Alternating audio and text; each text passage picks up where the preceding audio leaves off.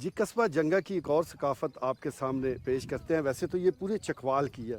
آپ کو یہ بکریاں نظر آ رہی ہیں، خوبصورت یہ بکریاں، یہ عام بکریاں نہیں ہیں۔ جس طرح ماڈلز ہوتے ہیں وہ کیٹ واک کرتی ہیں، بالکل یہ نسل جو ہے یہ بکریوں میں مشہور ہے، یہ کیٹ واک کرتی ہے۔ ان کے باقاعدہ مقابلے ہوتے ہیں اور ان کی جو چال ہے وہ بڑی ہی دل فریب ہے، بڑی نرالی ہے۔ یہ بڑے شاہانہ انداز سے چلتی ہیں اور اس چال کو دیکھنے کے لیے دور دور سے لوگ آتے ہیں۔ سالانہ اس کا مقابلہ بھی ہوتا ہے اور جس میں کیٹ واک کروائی جاتی ہے اور بکریوں کو خوبصورتی اور ان کی چال پر انعام بھی دیا جاتا ہے۔ تو یہاں قصبہ جنگا میں یہ شوق بھی موجود ہے۔ لوگ یہاں، جس طرح میں نے آپ کو بتایا ہے، کہ اپنے کلچر سے بڑا پیار کرتے ہیں، اپنی ثقافت سے بڑا پیار کرتے ہیں۔ تو ہر طرف ہمیں ایک خاص جو دیہات میں ماحول ہونا چاہیے وہ نظر بھی آ رہا ہے۔ ایک طرف تالاب ہے، ایک طرف یہ بکری ہیں اور آپ دیکھ رہے ہیں کہ بڑی صاف ستھری خوبصورت یہ بکریاں ہیں اور ان کے نخرے بھی اپنی جگہ ہیں۔ نخرے ہونے چاہیے، جب